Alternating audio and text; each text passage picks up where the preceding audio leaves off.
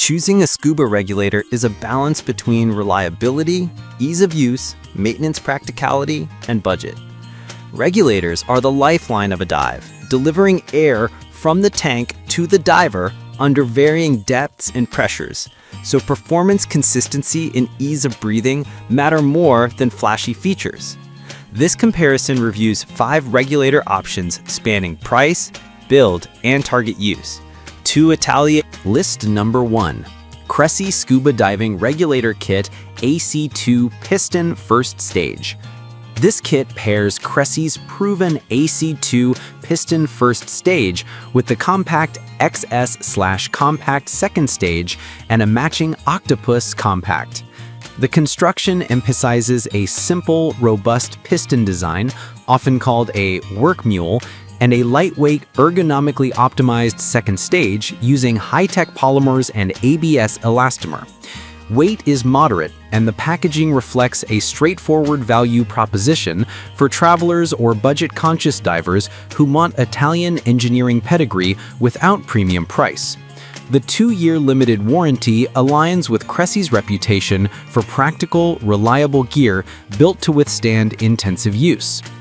Performance-wise, the Piston First Stage trades some multi-stage efficiency for rock-solid reliability in a wide range of depths and temperatures. The XS Compact's reduced component count can simplify maintenance, and the elastomer cover adds impact resistance in travel scenarios. However, because the model year listed is 2015, recent design updates may be absent, and the absence of a built-in environmental seal or modern high-flow geometry means it may feel slightly less forgiving at deeper or more demanding regimes compared to newer designs. The included Octopus shares the same casing as the secondary stage, which fosters a compact, balanced profile that's ideal for travel or as a backup regulator. List number 2. Cressi Intense US. This model reiterates Cressi's AC2/compact pairing with a piston first stage and compact second stage, marketed toward beginners and travelers needing affordability without sacrificing brand reliability. It features a conical filter for particle protection and a hex key-driven external LP adjustment, emphasizing serviceability. The product emphasizes a balance of performance with a straightforward build, making it appealing to dive centers or individuals who want a robust, easy-to-maintain regulator that's capable of handling a broad range of use scenarios. Deep dive performance indicates the conical filter and asymmetrical second stage cover contribute to consistent airflow and predictable inhalation even under variable tank pressures. The design aims for a generous air supply without heavy reliance on Venturi boosting, which can simplify user experience for novices while maintaining safety.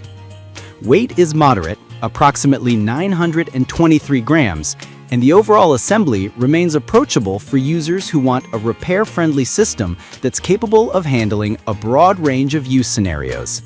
Potential drawbacks include the age of the design and limited mention of modern enhancements like environmental sealing or low Venturi optimization compared to the latest models. List number 3. Scuba Regulator.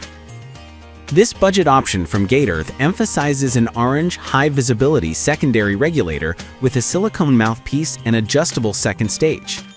It's designed as a secondary or octopus regulator to accompany a main regulator in recreational setups. The emphasis on silicone mouthpiece comfort and adjustable air output positions it as a practical add-on for divers who want a low-cost safety backup that can be deployed in emergencies or for students learning basic diving skills. Performance and usability considerations include the adjustable second stage and the breathable silicone mouthpiece that reduces jaw fatigue during longer sessions. However, the lack of detailed first stage specifications, environmental sealing, or a known service interval raises questions about long-term reliability in mixed gas or deeper dives. This model is best suited as an economical secondary or as a training aid rather than a primary regulator in demanding dive conditions. List number 4. First Stage Scuba Diving Regulator. Youcoom's first stage regulator leverages an aluminum alloy yoke-mounted design with safety features like a surplus pressure gauge and a pressure-reducing valve. The emphasis is on reducing breathing resistance, with a focus on robust construction for durability and a secure connection to the tank. This model stands as a mid-priced option, targeting divers who want a sturdy first stage with a strong emphasis on safety pressure management and compatibility with a range of second stages. In practice, the aluminum alloy construction provides good corrosion resistance in typical saltwater environments, if properly rinsed after dives. The inclusion of a surplus pressure gauge helps divers monitor tank status, which is beneficial for troubleshooting breathing resistance issues and ensuring stable performance across dive profiles. Potential drawbacks include the lack of explicit details about port configuration, HP or LP port count, and whether this first stage is diaphragm-based or piston-based, which influences performance consistency in cold water or high-flow scenarios. List number 5. Second stage scuba diving regulator equipment adjustable. Mesovac presents a second stage style regulator geared toward exploration or surface supplied configurations, hookah setups. It features a silicone mouthpiece, brass connector, and a 0.75 megapascal air input threshold, with an under-chin exhaust directing bubbles to the sides. The inclusion of a simple hose and connector makes it attractive for budget-conscious buyers seeking a lightweight, easy-to-use secondary regulator for shallow water use or hookah-style setups. In use, the silicone mouthpiece adds comfort and reduces jaw fatigue, while the under-chin exhaust helps manage bubble noise and visibility. The focus on a 25 to 35 bar input range suggests compatibility with low pressure sources typical of surface-supplied systems. Practically, this option shines for recreational pool sessions, shallow reef trips, or as a classroom training tool.